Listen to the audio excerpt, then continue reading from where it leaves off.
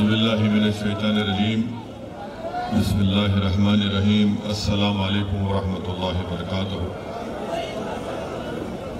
शे नशीन पर तशरीफ फरमा महाराष्ट्र के वर्किंग प्रेसिडेंट मजलिस इत्तेहादुल मुस्लिमीन मोहतरम जनाब गफ्फार कादरी साहब, शोएब अहमद साहब नागपुर के सदर, मोहतरम शकील पटेल साहब, मोहतरम जनाब इसाक मंसूरी साहब, जनाब शाहिद रंगूनवाला साहब, जावेद अख्तर साहब, निसार सिद्दीकी साहब, जावेद पाशा साहब, शकीबुर रहमान साहब, बुल्डाना के जनाब दानिश साहब, अकोला के जमील खां साहब, अमरावती के सदर मजलिस इत्तेहादुल मुस्लिमीन शेख नाजिम साहब, चंद्रपुर के से आए हुए तमाम मजलिस के जिम्मेदारान वो जनाब नाहिद साहब, मोअज़्ज़िज़ हाज़रीन इकराम, बुजुर्गान मिल्लत, मेरी ज़दा और माँ और बहनों, आपका बेहद शुक्रिया कि आपने अपना कीमती वक्त निकाल कर आज के मजलिस इत्तेहादुल मुस्लिमीन के इस जलसे में शिरकत की। मैं जब यहाँ पर आ रहा था तो मुझे किसी ने रास्ते में पूछा कि असदुद्दीन ओवैसी साहब आप कहाँ पर जा रहे हैं? तो मैंने कहा कि नागपुर को जा रहा हूँ। तो बोले आरएसएस के नागपुर को जा रहे आप? तो मैंने उनसे कहा कि नहीं भाई, मैं ताजुद्दीन बाबा के नागपुर को जा रहा हूँ। मैं उस्मान शेख, मोहम्मद हाशिम, रफीक मियाँ और मोहम्मद याकूब के नागपुर को जा रहा हूँ, जिन्होंने अंग्रेज़ों के खिलाफ क्विट इंडिया के मूवमेंट में अपनी जान की अजीम कुर्बानी को पेश की। मैंने उनसे कहा कि मैं याकूब हसन सेठ के नागपुर को जा रहा हूँ, जिन्होंने मुस्लिम लीग को छोड़कर टू नेशन थियरी की मजम्मत की थी। मैंने आखिर में उनसे कहा कि मैं उस नागपुर को जा रहा हूँ जो बाबा साहेब अम्बेडकर की दीक्षा भूमि है, जहाँ पर उन्होंने हजारों की तादाद में अपने साथियों के साथ हिंदुइज्म को छोड़कर बौद्ध मजहब को इख्तियार किया। तो अल्हम्दुलिल्लाह अल्लाह सुब्हानहू व तआला का करम और फजल है, उसने तौफीक दी कि मैं आपके दरमियान में खड़े होकर, और वो भी एक अल्लाह के वली के आस्ताने के साए में खड़े होकर आपसे कुछ बात करने की अल्लाह ने मुझे तौफीक दी। मेरे अजीज दोस्तों और बुजुर्गों, अभी आपने मुझसे कबल मजलिस इत्तेहादुल मुस्लिमीन के तर्जुमान से तफसीली गुफ्तगू उनकी सुनी। मजलिस के जिम्मेदारों ने अपनी ज़बान से सच्चाई को बयान किया। हमारे working president doctor Gaffar Qadri sahab ने उन तमाम अहम चीज़ों को आपके सामने रखा।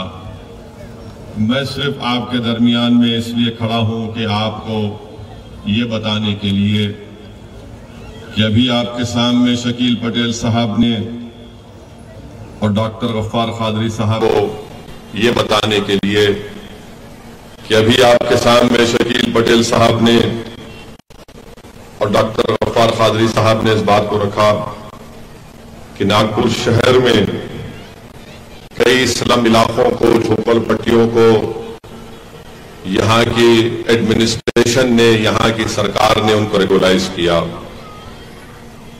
और उनको हक मिल्कियत उनको अता की गई, उनको दी गई। मगर अफसोस इस बात का है कि जहां पर मुसलमान आबाद हैं वहां पर उनको वो मिल्कियत का कागज उनको नहीं दिया जाता है। अब लोग कहेंगे, जो खास मेरे मुखालिफीन हैं, जिनको लगता है कि असदुद्दीन ओवैसी जब कभी तकरीर करता है, भाषण देता है, तो वो भड़काऊ भाषण देता है। मुझे उसकी कोई फिक्र नहीं है, क्योंकि जब मैं तकरीर करता हूं तो अल्लाह से यही दुआ करता हूं कि रब्बे करीम तो मुझसे, मेरी जबान से सच्चाई को बयान करने की तौफीक अता फरमा। मैं हमेशा अल्लाह से ये दुआ करता हूं कि अल्लाह, मैं जालिमों के डर से अपनी जबान को बंद ना कर लूं, बल्कि सच्चाई को बयान करूं। और सच्चाई आप मुझसे बेहतर जानते हैं कि सावित्री भाई फूले जो झोपड़पट्टी है, वहां पर सर्टिफिकेट दे दिया गया। लीज का सोनिया गांधी के नाम से जो झोपड़पट्टी है, वहां पर इंसाफ कर दिया गया। नंदनवन झोपड़पट्टी है, वहां पर आपने कर दिया। अब ताजाबाद का जब नाम आता है तो इनके पेट में दर्द शुरू हो जाता है और लीज का कागज नहीं देंगे। क्यों नहीं देंगे? क्योंकि बड़ी तादाद में यहां पर मुसलमान बसते हैं। फिर 50 साल से धोबी नगर है, झोपड़पट्टी है, वहां पर नहीं करेंगे। माजरी का इलाका है, वहां पर नहीं करेंगे। ताज नगर है, वहां पर नहीं देंगे। बंजारा बस्ती है, वहां पर नहीं देंगे। तो फिर ये आखिर ये तासुब क्यों, ये भेदभाव क्यों? अगर देना है तो सबको दो। जब गरीब की गरीबी को बुनियाद बनाकर उसको इंसाफ करना चाहते हैं, तो फिर आप भेदभाव क्यों कर रहे हैं? भेदभाव तो आप कर रहे हैं कि आपको सत्ता में आप बैठकर आपकी आंखें कमजोर हो जाती हैं जब नाम मुसलमान का आता है। ये इनकी तासुबियत है, ये इनकी नफरत है। और फिर आप देखते हैं कि नागपुर में 2 डेवलपमेंट अथॉरिटी है, एक महानगर पालिका है और दूसरा नागपुर इंप्रूवमेंट ट्रस्ट है।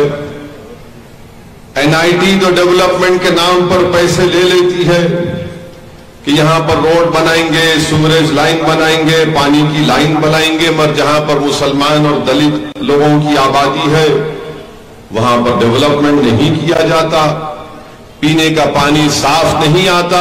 फिर ये भेदभाव क्यों? जब आप डेवलपमेंट के नाम पर टैक्स कलेक्ट कर रहे हैं तो आप सबको सहूलतें फराहम करिए।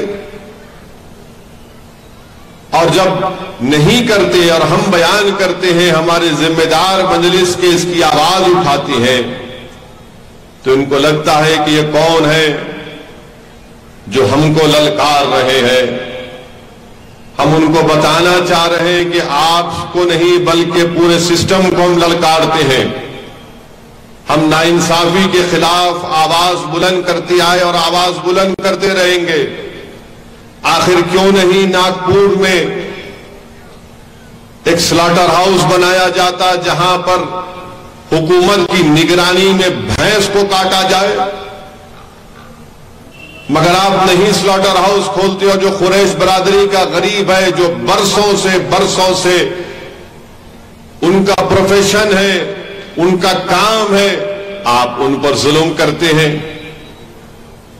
तो ये मसाइल हैं नागपुर के। मैं उम्मीद करता हूं कि इंशाअल्लाह ताला मजलिस के जिम्मेदारान इसको और शिद्दत से और मुझसे बेहतर तरीके से उसको अवाम के दरमियान में जाकर रखेंगे, ताकि नागपुर की गरीब अवाम को मालूम हो सके कि कौन गरीबों के हक के लिए लड़ रहा है और कौन जुल्म करना चाहता है, कौन गरीबों को मजहब के नाम पर उनके हुकूक से महरूम रखना चाहता है। मजलिस इंशाअल्लाह ताला मजलूमों के साथ थी और साथ रहेगी। मजलिस जब इंसाफ का मुतालबा करती है तो ये नहीं देखती कि किसका मजहब क्या है। मजलिस ये देखती है कि जो कमजोर है वो हमारी आंखों में ताकतवर है, जो लाइन में सबसे आखिर है उसको लाइन में सबसे आगे लाना, ये हर मजलिसी का नस्बुल ऐन है। तो मेरे अजीज दोस्तों और बुजुर्गों, मेरी आपसे गुजारिश है कि नागपुर में आपने पहले जो बल्दिया के इंतखाबात हुए थे, आपने मजलिस के उम्मीदवारों को अपने वोट से नवाजा। मैं आपका फिर से शुक्रिया अदा करता हूं और आपसे इस बात का मुतालबा करता हूं, आजीजाना गुजारिश करता हूं कि आप मजलिस को अपनी दुआओं से, अपनी सरपरस्ती से मजलिस इत्तेहादुल मुस्लिमीन को मजबूत करिए, ताकि यहां पर गरीबों और मजलूमों की एक आवाज रहे। और याद रखिए कि जब तक आप अपने वोट से, अपने इत्तेहाद से अपनी आवाज को नहीं पैदा करेंगे, आपके मसाइल हल होने वाले नहीं हैं। और आज आप देखते हैं कि महाराष्ट्र में डॉक्टर गफ्फार कादरी साहब ने भी इसका जिक्र किया। महाराष्ट्र में आप देखते जाइए कि कैसे यहां पर फिरकाना फसादात, कम्युनल राइट्स में इजाफा हो रहा है। मालेगांव हो, नांदेड़ हो, अमरावती हो, मुनखेड़ हो, 2 अप्रैल 2022 में जलगांव में, इस साल अप्रैल में नगर में, औरंगाबाद में, अकोला में। और हद तो ये हो गई कि डॉक्टर साहब मुझे बता रहे थे कि अकोला में मरकजी मस्जिद पर हमला किया गया, मरकजी मस्जिद के अंदर घुसकर किताबों को जला दिया गया। इवट महल में धारवा एक जगह पर एक कस्टोडियल डेथ हुई, पुलिस कस्टडी में, उसकी आवाज अगर किसी ने उठाई, बल्कि कोर्ट में केस डाला डॉक्टर गफ्फार कादरी ने, तो केस डालने के बाद हुकूमत को मजबूरन उन तमाम पुलिस के खाती ओहदेदारों को सस्पेंड करके उनको जेल को भिजाना पड़ा। अकोला में गड़बड़ हुई, मजलिस के जिम्मेदार वहां पर पहुंचकर नुमाइंदगी करते हैं। और हैरत की बात यह है कि अकोला के एसपी साहब की गर्दन इतनी मोटी है कि मिलना नहीं चाहते थे मजलिस के जिम्मेदारों से।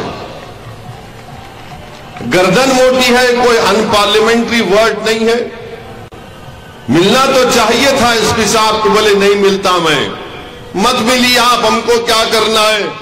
आप अपनी गुरूर का मुजाहरा कर रहे हैं। जब एक अवामी पार्टी के नुमाइंदे आकर मिलना चाहते थे, आपने इनकार कर दिया। और हुआ क्या कि मरकजी मस्जिद पर हमला करने वालों पर अब तक कार्रवाई नहीं की गई। एसपी साहब, अगर अकोला के एसपी को मेरी आवाज यहां पर पुलिस के इंटेलिजेंस के लोग पहुंचा सकते हैं तो मैं आपको दोनों हाथ से सलाम करूंगा। नहीं भी पहुंचाएंगे तो हमारे मीडिया के रिश्तेदार पहुंचा देंगे इंशाअल्लाह। मिलने को तैयार नहीं है। नहीं, डीवाईएसपी से मिल लो, ठीक है, डीवाईएसपी से मिल लेंगे। डीवाईएसपी से भी नहीं मिलेंगे तो हम क्या करेंगे? हम अल्लाह के बारगाह में हाथ उठाकर दुआ करेंगे। और याद रखो, हमारे ये हाथ जो है ना, ये हमारे हथियार हैं। ये हथियार इसलिए नहीं है क्योंकि हम कुछ और इस्तेमाल करते, हथियार इसलिए है कि रसूलुल्लाह सल्लल्लाहु अलैहि वसल्लम की सुन्नत है कि मोमिन के हाथ उसके हथियार हैं, जो अल्लाह की बारगाह में हाथ उठाकर अपनी बेबसी का अल्लाह के सामने तस्करा करता है कि रब्बे कायनात, इस सरजमीन पर मुझे इसलिए सताया जा रहा है कि हम तेरे हबीब मोहम्मद मुस्तफा सल्लल्लाहु अलैहि वसल्लम के मानने वाले हैं, हम तेरी तौहीद का इकरार करने वाले हैं, हम पर जुल्म किया जा रहा है, अल्लाह हम पर रहम फरमा, हमारी मदद फरमा। तो ये हमारे हथियार हैं। तो मेरे अजीज दोस्तों और बुजुर्गों, औरंगाबाद में भी शरपसंदों ने गड़बड़ करने की कोशिश की। स्क्रिप्ट तैयार हो गया था कि औरंगाबाद में हिंदू और मुसलमानों में एक फसाद बर्पा कर दिया जाए, मगर जिसने ये स्टोरी स्क्रिप्ट लिखी उसने किसी और को हीरो बनाना चाहता था, मगर गलती से इम्तियाज जलील पूरी स्क्रिप्ट को फाड़कर वहां पर सुपरस्टार बन गया।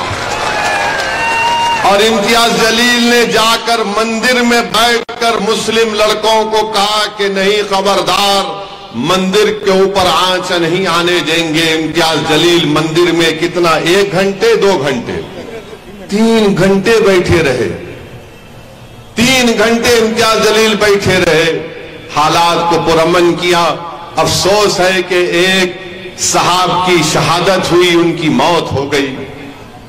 मगर औरंगाबाद को इम्तियाज जलील और मजलिस के तमाम जिम्मेदारों ने, डॉक्टर गफ्फार कादरी ने, मजलिस के नासिर सिद्दीकी ने, तमाम अराकीन बल्दिया ने मिलकर औरंगाबाद के अमन को बिगड़ने से बचा लिया। मैं उनका शुक्रगुजार। मगर उसके बाद क्या हुआ इम्तियाज जलील पर? वो बीजेपी का एक मरकजी मिनिस्टर है, नहीं, ये डर के गया मंदिर में। कोई बोले एक्टिंग करने के लिए गया। वो कांग्रेस के लोग बोले तुम मंदिर क्यों गया? मेरे दोस्त, इंसान की जान बचाने के लिए अगर कहीं भी जाना पड़ा तो जाएंगे इंशाअल्लाह ताला। आग लगाने के लिए नहीं गए, आग को बढ़ने से बचाने के लिए हमने काम किया था। मंदिर को बचाना भी हमारी जिम्मेदारी है, मस्जिद को बचाना भी हमारी जिम्मेदारी है, और सबसे बड़ी जिम्मेदारी एक रुकने पार्लिमान की, सियासतदान की, सियासी पार्टी की, एक इंसान की जान को बचाया जाए, शहर के अमन को बचाया जाए। वो काम औरंगाबाद में किया, मगर अफसोस कि अकोला में ऐसा हुआ।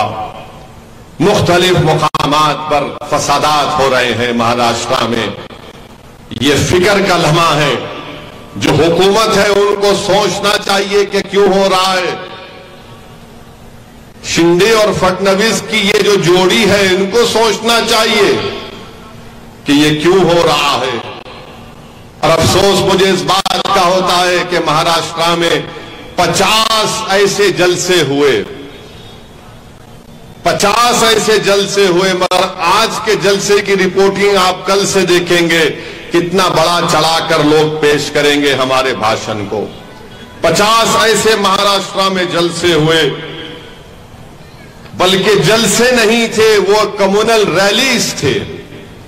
और उन जलसों का उन्वान क्या था कि हिंदू जन आक्रोश मोर्चा। ये पूरे के पूरे आरएसएस के इशारे पर ये तमाम 50 ये कम्युनल रैलीज महाराष्ट्र में हुए, जिसके जलसों में सिर्फ और सिर्फ किसी एक समुदाय के खिलाफ अगर जहर उगला गया तो मुसलमानों के खिलाफ, जिसका जिक्र सुप्रीम कोर्ट में भी हुआ हालिया दिनों में।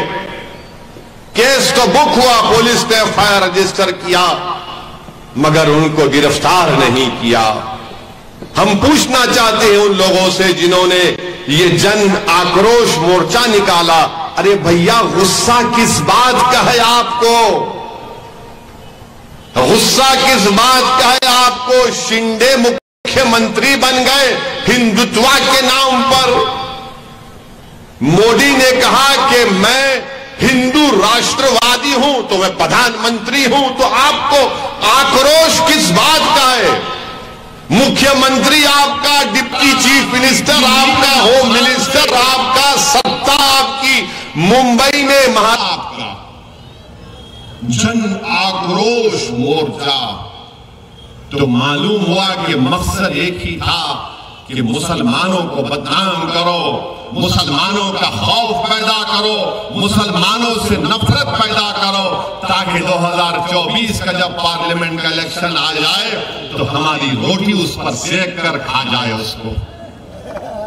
कौन सा जन आक्रोश है आपको बताइए आप। मेरे अजीज दोस्तों और बुजुर्गों, महाराष्ट्र में बताइए आप, मेरे अजीज दोस्तों और बुजुर्गों, महाराष्ट्र में शिंदे की सरकार और फडणवीस की सरकार और उस 50 कम्युनल रैलीज में लव जिहाद पे बात हो रही है। अरे कोई शादी किससे करेगा? आप कहीं को बीच में डंडी मार रहे।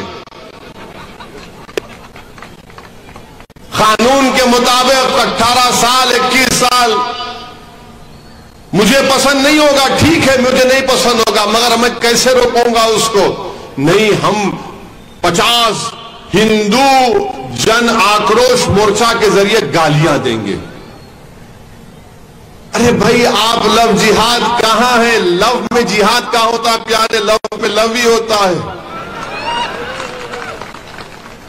ये मोहब्बत से नफरत करने वाले आप कब से पैदा हो गए? ठीक है, आप शादी नहीं करते, मत करिए, मगर अगर कोई मोहब्बत कर रहा है तो कम से कम कबाब में हड्डी तो मत बनिए। नहीं, लव जिहाद हो रहा है। कहां हो रहा है? तुम्हारा मुख्यमंत्री है, बोलो उसको लाओ, डेटा लाके बताओ, दो डेटा लाके बताओ कितना लव जिहाद हुआ है। बताओ, डेटा लाओ, जनता के सामने लाके रखो, ये डेटा है, ये सरकार का डेटा है। बताओ, मैं चैलेंज कर रहा हूं फडणवीस को, जो पूरा खेल खेलते हैं, करो आप, लाओ, महाराष्ट्र की जनता के सामने रखो फडणवीस साहब, ये लव जिहाद का जो तुम खड़ा किए, बताओ क्या डेटा है? कोई डेटा नहीं है, मगर नफरत फैलाना है। जो कोई भी आता खड़े होकर गाली देता, बस खाली बकवास, अनाप शनाप बकते, और कुछ नहीं होता। कोई केस नहीं केस बुक होता, मगर कभी उनको ले जाकर जेल नहीं लेकर जाते, खाली केस बुक कर दी। हाँ, hate speech 153A FIPC book कर दिए, उसके बाद क्या? नहीं, हम सोचेंगे 41 की CRPC नोटिस देंगे। माने पूरा माहौल मकदर कर देते, और मासूम हिंदू भाइयों बहनों को दलित मुसलमान कर रहे हैं। अरे डेटा है तो पहुंचाओ, सामने लाओ। और फिर आप लव जिहाद भी बोलते और बोलते यूनिफॉर्म सिविल कोड भी लाएंगे। जब यूनिफॉर्म सिविल कोड आएगा तो फिर ये कहां जाएगा? फिर बताओ, इसके बारे में कोई जिक्र नहीं करेंगे। मेरे अजीज दोस्तों और बुजुर्गों, मेरी इज्जतदार और मां और बहनों, मकसद एक ही है, मकसद एक ही है कि नफरत पैदा करो। अच्छा, ये सब हो रहा था, ये 50 जलसे हुए, क्या उद्धव ठाकरे कुछ बोले? क्या पवार साहब कुछ बोले? क्या कांग्रेस के जितने जो नेता अभी बचे हुए हैं वो कुछ बोले? नहीं, कुछ नहीं बोले। क्यों नहीं बोले? अरे कुछ बोलेंगे तो खामखा वो वोट जो आ रहा हमको नहीं मिलेगा। अब आप बताइए, इसमें फिरका परस्ती को कौन बढ़ा रहा है? मैं जो आपके सामने खड़ा हूं, इन तमाम पार्टीज ने यह तय कर लिया कि सबसे बड़ा मुजरिम अगर है तो ओवैसी है। इसकी वजह से होता है, इसकी वजह से यह होता है। और जो सेकुलर पार्टी के जो गुलाम हैं, जो सेकुलरिज्म के पुजारी हैं, जिनकी जबान नहीं थकती मुझे गाली देते देते, बताओ तुमने अपनी जबान को क्यों नहीं खोला? इन तमाम जब जलसे हो रहे थे, गाली दो मुझे, इल्जाम लगाओ, कोई फर्क नहीं पड़ता, क्योंकि मेरी खबर में तुम आने वाले नहीं, अशर के मैदान में ना तुम आने वाले। मगर जितना तुम गाली दे रहे, याद रखो, मैं तो खुश होता हूं, क्योंकि तुम्हारे अच्छे अमाल इंशाअल्लाह उस मैदान में मेरे पास आ जाएंगे, अगर है तो तुम्हारे पास। गाली दो मगर बोलो तो सही। नहीं, 1940 में ऐसा हुआ था, जंगे आजादी में ऐसा हुआ था, संविधान में ऐसा कर दिया गया था। अरे तारीख को पढ़ना है ना तो खुल के पढ़ो। मैं तुम्हारे सामने खड़े होकर, नागपुर की आवाम के सामने खड़े होकर तारीख को बयान कर रहा हूं। जब मौलाना अबुल कलाम आजाद रहमतुल्लाह अलैह दस्तूर साज असेंबली में संविधान आईन बन रहा था, उस वक्त वो और मौलाना हिफ्जुर रहमान रहमतुल्लाह अलैह जब कभी भी उठकर बोलते कि मुसलमानों को रिजर्वेशन मिलना चाहिए, मुसलमानों को रिजर्वेशन मिलना चाहिए, तो सरदार पटेल क्या करते थे मालूम आपको? सरदार पटेल ये करते थे कि दो मुसलमानों को मौलाना आजाद और मौलाना हिफ्जुर रहमान रहमतुल्लाह अलैह के सामने खड़ा कर देते थे। वो कौन थे? का नाम पटेल था, एक का नाम बेगम साहिबा था। और ये लोग खड़े होकर क्या बोलते थे? मौलाना आजाद और हिफ्जुर रहमान मुसलमानों को अक्सरियती तबके से मिलने नहीं देना चाहते हैं। तो आज भी वही बात कही जा रही है असदुद्दीन ओवैसी से कि ओवैसी मुसलमानों को मेन स्ट्रीम में आने से रोकता है।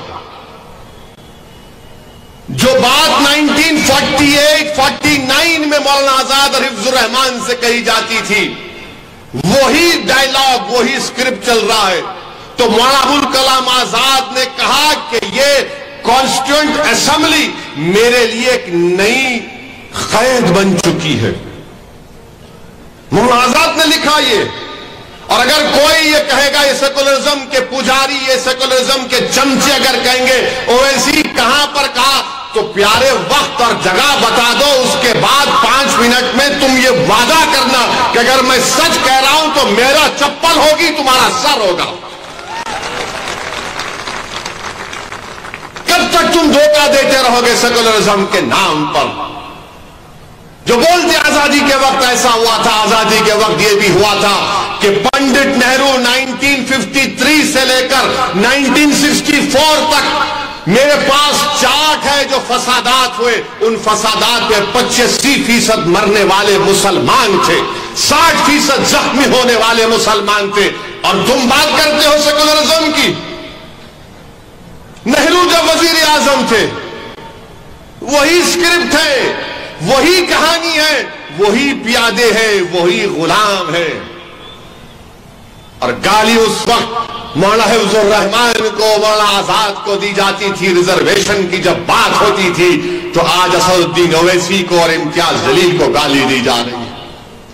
मगर मेरे अजीज दोस्तों और बुजुर्गों, आपको समझना है इन बात को। मैं संविधान में, आईन में जो सेकुलरिज्म लिखा गया उसके खिलाफ कभी था ना रहूंगा। मैं हमेशा सियासी सेकुलरिज्म के खिलाफ हूं। इसको इस्तेमाल किया गया है मुसलमानों को कमजोर बनाने के लिए, इसको इस्तेमाल किया गया है मुसलमानों को बेघर बनाने के लिए, इसको इस्तेमाल किया गया है मुसलमानों को फसादात के बाद जेलों में डालने के लिए, इसको इस्तेमाल किया गया है कि मुसलमानों को टेररिज्म के कानून में डालकर उन नौजवानों की जवानी को बर्बाद करने के लिए, इसको इस्तेमाल किया गया है कि हमको ताकतवर नहीं कमजोर बनाने के लिए, इसको इस्तेमाल किया जा रहा है ताकि हमारी सियासी क़यादत ना उभरे। इन सबको एक बात की तकलीफ है कि सबकी लीडरशिप हो सकती है, मराठाओं की हो सकती है, कोई बात नहीं। मराठाओं की लीडरशिप हो सकती है, कोई बात नहीं। बैकवर्ड क्लास की हो सकती है, कोई बात नहीं। मगर किसी की नहीं हो सकती तो दलित और मुसलमान और आदिवासी की पॉलिटिकल लीडरशिप नहीं हो सकती। सबका लीडर हो सकता है मगर मुसलमानों का कोई लीडर नहीं हो सकता। और मैं कह रहा हूं कि मैं लीडर नहीं बनना चाहता हूं। अल्लाह गवाह है, मैं इस पाक औलिया अल्लाह के आस्ताने के सामने खड़े होकर कह रहा हूं, अल्लाह मेरे दिल का हाल जानता है, मैं मुसलमानों का लीडर नहीं बनना चाहता हूं। मेरी जिंदगी अल्लाह जब तक मुझे जिंदा रखेगा, मेरी कैन ख्वाहिश है कि तुम लीडर बनो, तुम कायद बनो, तुम सिपह सालार बनो। आपको लीडर बनना है। जब तक हम बैठकर अपने मुकद्दर के फैसले हम नहीं करेंगे, हमारे मसाइल हल होने वाले नहीं है। हम बैठकर कैसे अपने मुकद्दर के फैसले तय करेंगे? जब आपका नेता होगा, नागपुर की बल्दिया में आपका नेता होगा, महाराष्ट्र की विधानसभा में 2 से ज्यादा आपके एमएलएज होंगे, महाराष्ट्र में 1 इम्तियाज से ज्यादा और एमपी आपके जीत कर आएंगे। जब आपकी लीडरशिप होगी, यही तो राय मजलिस की है। मैं तुमसे ये नहीं कह रहा हूं कि तुम मुझे नागपुर के आसमानों पर जो 1-2 तारे नजर आ रहे हो तोड़ के लाके दो। मैं तुमसे सिर्फ इस बात की भीख मांग रहा हूं कि अगर मेरी बात में सच्चाई है तो मेरा साथ दो, मेरा साथ दो। मेरे लिए नहीं, अपने आने वाली नस्लों के लिए, अपने आने वाले मुस्तकबिल के लिए, ताकि तुम बैठकर अपने मुकद्दर के फैसले तय कर सको। आप बताइए मेरे अजीज दोस्तों और बुजुर्गों, गवर्नमेंट ऑफ इंडिया ने, मिनिस्ट्री ऑफ एजुकेशन ने अपना डेटा रिलीज किया है। वो डेटा ये क्या कहता है सुनो आप। वो डेटा ये कहता है कि हायर एजुकेशन में, यानी 12th क्लास के बाद जो बच्चे ग्रेजुएशन या बीटेक या एमबीबीएस या जो भी करते हैं उसको हायर एजुकेशन कहते हैं। गवर्नमेंट ऑफ इंडिया का डेटा कहता है कि 2019 और 20 में 21,01,000 मुसलमान हायर एजुकेशन में पूरे भारत में पढ़ रहे थे। 2020 और 21 में आते आते कितने 21 लाख से कमी कितनी हुई है? 1,80,000 बच्चे हायर एजुकेशन से गायब हो गए। 1,80,000। 1,80,000 Muslims are not in her education. ये बोलो ना आप। जो लोग सेकुलरिज्म के नाम पे बोलते कांग्रेस का साथ दो रहे, फिर ये तो बोलो ये कैसे हुआ, इसका सबब बताओ, इसकी दवा बताओ। एक साल में 1,80,000, यानी हमारा हायर एजुकेशन में मुस्लिम बच्चे 5.45% थे, वो गिरकर 4.64 हो गए।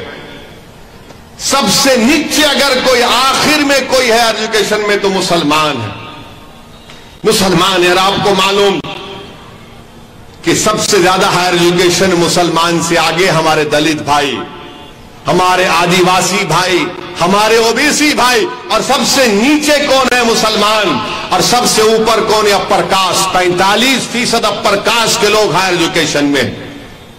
अब बोलो सेकुलरिज्म का बाजा बजाओ। ये जो सेकुलरिज्म के पुजारी हैं जो हारमोनियम लेकर खाली राग गाते हैं, सेकुलरिज्म सेकुलरिज्म, बोलो ये क्या है? ये 1,80,000 बच्चे सिर्फ एक साल में हायर एजुकेशन से मुसलमानों के गायब हो गए। और कहां से गायब हो गए? इंस्टीट्यूट ऑफ नेशनल इंपॉर्टेंस में, पब्लिक फंडेड स्टेट यूनिवर्सिटीज में, गवर्नमेंट एडेड डीम्ड यूनिवर्सिटीज में, जो सेंट्रल यूनिवर्सिटीज के कॉलेजेस हैं उसमें नंबर गिर गया, जो स्टेट यूनिवर्सिटीज के कॉलेजेस हैं उसमें मुसलमानों का नंबर गिर गया। अगर हम मुसलमान पढ़ेंगे नहीं, लिखेंगे नहीं, तो कैसे ताकतवर होंगे? कैसे अपने हुकूक की लड़ाई लड़ेंगे? कैसे अपनी इज्जत की लड़ाई लड़ेंगे? कैसे अपनी हिफाजत की लड़ाई लड़ेंगे? कैसे अपने घर को बचाने की लड़ाई लड़ेंगे? कैसे अपने मस्जिद और दरगाह और वक्फ की जायदाद को बचाने की लड़ाई लड़ेंगे? तालीम से महरूम कर दिए जा रहे हैं। और आपको मालूम, महाराष्ट्र में, उत्तर प्रदेश में बाबा की सरकार है जो हर बात पे बोलते गोली मारो। उत्तर प्रदेश में 58,365 मुस्लिम बच्चे निकल गए। महाराष्ट्र में कितने निकले? 15,428 बच्चे। अब लोग बोलते हैं ये ओवैसी से पूछो तेलंगाना में क्या हुआ। तेलंगाना में इजाफा हुआ है। कितना इजाफा हुआ? 7,000 बच्चों में इजाफा हुआ है। खाली 7 है में थालियां मत मारो। ये थालियां मार मार के तुम लोग ट्रेन में देखते ना, थाली ट्रेन में कौन मारता। तेलंगाना में मंजलिस के 7 एमएलए कोई मंत्री नहीं बनेगा जब तक मैं जिंदा रहूंगा। इंशाअल्लाह सब संतरी बन के, खादिम बन के काम करेंगे गरीबों का और मजलूमों का। 7,000 इजाफा हुआ है तेलंगाना में। ये गवर्नमेंट ऑफ इंडिया का डेटा है।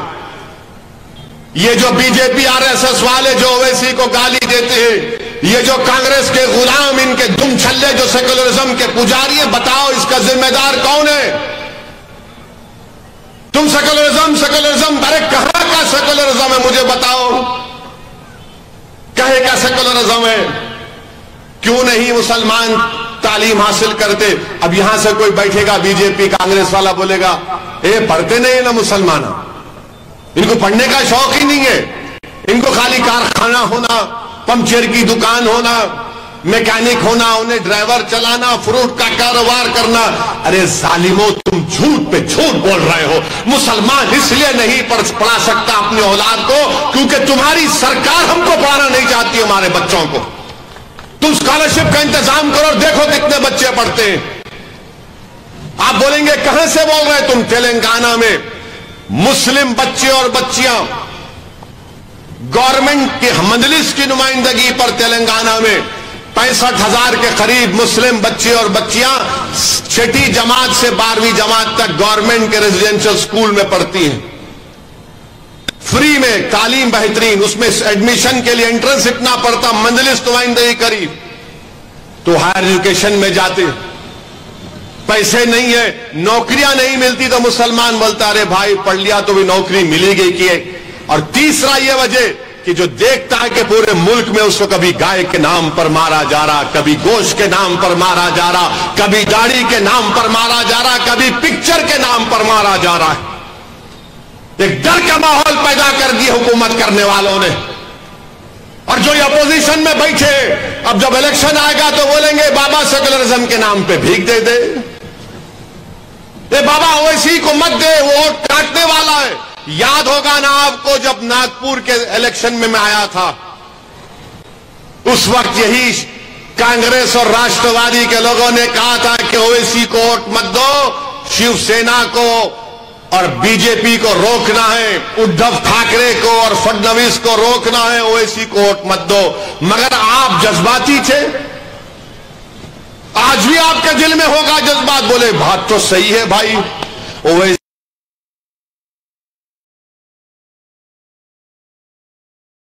तो बात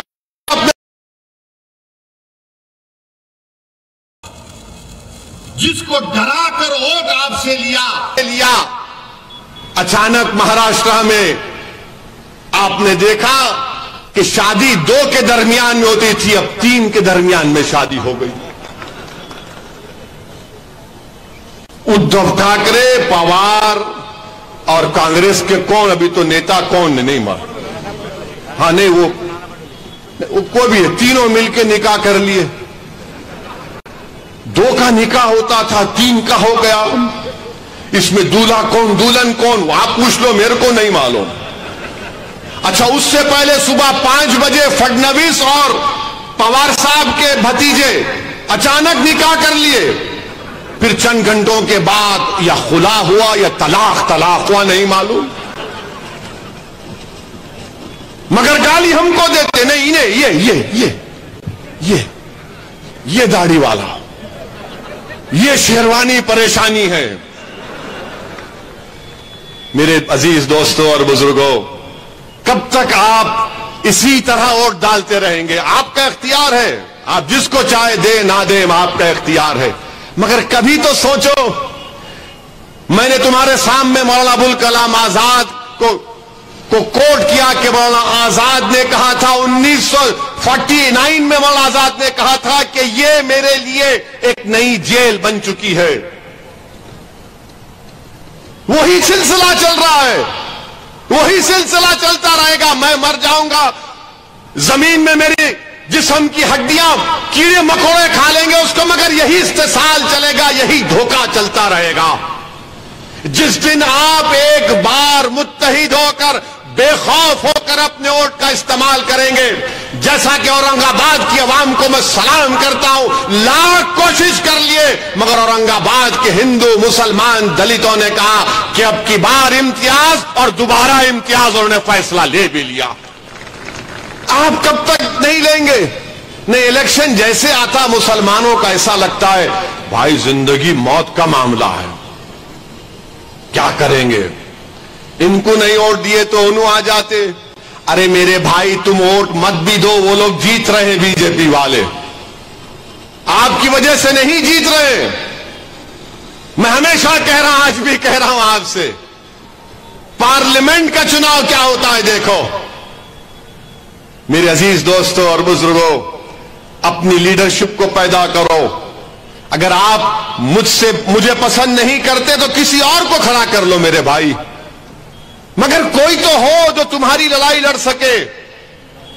अरे महाराष्ट्र की सियासत में किसानों के नेता है, दलितों के नेता है, आदिवासियों के नेता है, मराठों के नेता है, बैकवर्ड क्लास के बरादरियों के नेता है। तुम्हारा कौन है नेता बताओ? अरे जो चुनाव आने के बाद जो लोग मसाजिद से ऐलान करते हैं कि सेकुलरिज्म के नाम पर वोट दो, अरे आप खुद लीडर बन जाइए ना, चुनाव लड़िए आप, मैं आपके लिए काम करने को तैयार हूं। मगर ये कब तक ऐलान करके आप अपना नुकसान कर रहे हैं? नई पार्लियामेंट की बिल्डिंग बना दिए मोदी जी, अब नई पार्लियामेंट बनेगी, उसमें जाएंगे। नई बिल्डिंग तो बन गई, जरूरत भी थी नई बिल्डिंग की, मगर उसमें कौन तुम्हारी आवाज को उठाएगा? कब तक तुम मुझे मेरी तरफ देखोगे, इम्तियाज जलील की तरफ देखोगे? अरे हम इंसान है भाई, हम कभी ना कभी ये चिराग गुल हो जाएगा, हम दुनिया से चले जाएंगे। फिर तुम किसको लेकर आओगे? तुम आसमान से नहीं आएगा, कोई जमीन से निकल कर नहीं आएगा, तुम्हारे दरमियान से तुमको अपना लीडर बनाना पड़ेगा। सोचो मेरी इस बात को। नहीं, पार्लियामेंट में है ना ओवैसी बोलेगा, अरे मैं क्या कोई ऑर्केस्ट्रा पार्टी हूं? दूसरे नहीं बोल सकते। ट्रिपल तलाक का मसला आया तो सबकी जबानें खामोश। मैंने कहा मुस्लिम एमपी से दूसरे पार्टी के, बोलो कुछ तो बोलो। बोले नहीं ओवैसी तेरी बात सुनने बैठे हम। बोला क्यों? बोले हमारी पार्टी नहीं बोलने देगी। मेरे अजीज दोस्तों और बुजुर्गों, अपनी लीडरशिप को पैदा करिए आप, अपनी आवाज को मजबूत करिए आप, डरिए मत, घबराइए मत। हालात मुल्क के उसी वक्त बदलेंगे जब आप अपने मुकद्दर के फैसले करेंगे। लोग जो मुझ पर इल्जाम लगाते, मैं तुमको पूछ रहा हूं, आरएसएस के हेडक्वार्टर पर जाकर मोहन भगवत से मुलाकात करके कोई सेक्युलरिज्म की बात करेगा? पूछो, जवाब दो मेरे सवाल का। मोहन भगवत से जाकर मिलते हैं और फिर बोलते हैं सेक्युलरिज्म की बात और ओवैसी वोट काटने वाला है। अरे मैं तो आरएसएस की आइडियोलॉजी का सख्त मुखालिफत रहा हूं और रहूंगा इंशाअल्लाह ताला, बल्कि मेरी पूरी नस्ल सुबह कयामत तक आरएसएस के खिलाफ रहेगी। मगर जो लोग हेडक्वार्टर पर जाकर आरएसएस के चीफ से मिलते हैं, आप किस जबान से कह रहे हैं कि सेक्युलर पार्टियों का साथ दो? किस जबान से कह रहे हैं आप बताओ? कौन सा हक आपको हासिल है? मगर आप तबलीग करते हैं इस बात की। मेरे अजीज दोस्तों और बुजुर्गों, आपको यह सोचना चाहिए कि मुल्क के हालात क्या हैं, किस रास्ते पर वतन अजीज को लेकर ये लोग लेकर जा रहे हैं। हद तो ये हो गई मेरे अजीज दोस्तों और बुजुर्गों कि जुल्म हो रहा। और जो कांग्रेस के पुजारी हैं वो बोलते नहीं, देखो कांग्रेस की सरकार है। राजस्थान में जुनैद और नसीर को जिंदा जला दिया गया। जुनैद और नसीर को जिंदा जला दिया गया। कांग्रेस की हुकूमत थी। सबसे पहले उनके घर को जाने वाले का नाम असदुद्दीन ओवैसी था। मैं गया, वहां पर जाकर मिला। वहां के मुख्यमंत्री 15 दिन के बाद जुनैद और नसीर के घर को गए। एस ग्रेशिया कितना दिए? 15 लाख। कन्हैया को मारने वालों के कंडेम करते हैं, मजम्मत करते हैं। कन्हैया के परिवार को 50 लाख और जुनैद और नसीर के परिवार को 15 लाख देते हैं। यह कांग्रेस की हुकूमत है। हाजी हज को जा रहे हैं, हाजियों की बस पर पत्थर फेंककर हाजियों को जख्मी कर दिया गया। कांग्रेस की सरकार है और बोलते नहीं ओवैसी वोट काटने वाला है। अरे उत्तर प्रदेश के लोकल बॉडी के इलेक्शन हुए। मैं मेरठ की सरजमीन के अवाम को नागपुर की सरजमीन से सलाम करता हूं। मजलिस के मेयर के कैंडिडेट को 1,28,000 वोट मिले। हमारे 11 कॉर्पोरेटर मेरठ में कामयाब हुए। 11 कॉर्पोरेटर हमारे कामयाब हुए। संभल में मजलिस का चेयरमैन, कांट में मजलिस का चेयरमैन, 100 से ज्यादा कॉर्पोरेटर उत्तर प्रदेश पर मजलिस के कामयाब हुए। क्यों हुए? क्योंकि उत्तर प्रदेश की चुनाव में मैं उत्तर प्रदेश के मुसलमानों से पुकार कर कह रहा था कि तुम बीजेपी को नहीं हरा पाओगे, तुम अखिलेश को वोट दे रहे हो, मत दो, मजलिस को दो। अपने 2-3 नेता को पैदा कर लो जो तुम्हारी आवाज को उत्तर प्रदेश की विधानसभा में, असेंबली में उठाएंगे। मगर सबने कहा ओवैसी साहब मजबूरी है। मैंने कहा इतनी मजबूरी तो नहीं है कि तुम अपनों को छोड़कर दूसरों को वोट दोगे। दो, तुम्हारा इख्तियार है, मगर तुम्हारा नुकसान होगा, तुम नहीं रोक पाओगे। अब उत्तर प्रदेश के अवाम में एक तब्दीली आ रही है इंशाअल्लाह। उनको बात समझ में आ रही कि जो दीवाना पुकार कर कह रहा था, जिसकी गाड़ी पर 6-6 गोलियां बरसाई गई, उसके बाद भी हमारे दरमियान में खड़ा था। आज उत्तर प्रदेश की आवाम तब्दीली पैदा कर रही है। वो तब्दीली आपको पैदा करना है। मेरी गाड़ी पर 6 गोलियां चलाई गई। अल्हम्दुलिल्लाह अल्लाह ने नबी करीम सल्लल्लाहु अलैहि वसल्लम के सदक़े में मुझे बचा लिया। आपकी दुआएं थी। मैंने मौत को करीब से देखा, मगर अल्हम्दुलिल्लाह अल्लाह ने मेरे दिल में खौफ को पैदा होने नहीं दिया। मैं दूसरे दिन से दोबारा उत्तर प्रदेश में गया और वोट के लिए अपील करता रहा। क्योंकि मुझे मालूम कि एक ना एक दिन मुझे जाना है। कम से कम जब जाऊंगा तो ये तो तशनगी नहीं रहेगी कि मैं इनसे डर कर गया या इनके सामने झुक कर गया या मैं आरएसएस के दफ्तर पर जाकर मिलकर आया। कम से कम इतनी तो ये तसल्ली रहेगी कि हां मेरे आमाल खराब जरूर है, मगर जब अल्लाह के सामने खड़े रहूंगा तो रब्बे करीम के सामने मुझे उसका फजल और करम ही जन्नत में जाएगा। मगर मेरे दिल में यह मलाल तो नहीं होगा कि मैंने जालिमों से समझौता कर लिया था, मैंने मजलूमों की आवाज नहीं उठाई थी। मैं इलेक्शन हारने से नहीं डरता हूं, मैं सिर्फ अल्लाह से डरने वाला हूं। डर नाम की चीज ओवैसी के करीब आ नहीं सकती इंशाअल्लाह ताला, मगर जिद्दोजहद करना, लड़ना, आपको मनाना, आपसे लड़ना, आपके नागपुर के घर पर जाकर आपका हाथ पकड़कर आपके पेट पर मुंडी डालकर आपके पैरों को पकड़कर बोल सकता हूं कि भाई अपनी लीडरशिप को पैदा करो, क्योंकि वो घर तुम्हारा जरूर है, उस घर पर मेरा भी हक है। जिस घर में हय्या अल सलाह हय्या अल फलाह की सदाएं दी जाती हैं, जिस घर में सज्जे अल्लाह की बारगाह में किए जाते हैं, जिस घर में अल्लाह के कलाम की तिलावत होती, जिस घर में हिजाब पहना जाता, वो मेरा घर है, वो मेरा घर है, रहेगा मेरा घर हो। मेरे अजीज दोस्तों और बुजुर्गों, इसीलिए आपसे अपील कर रहा हूं, इसीलिए आपसे अपील कर रहा हूं कि मुत्तहिद हो जाइए।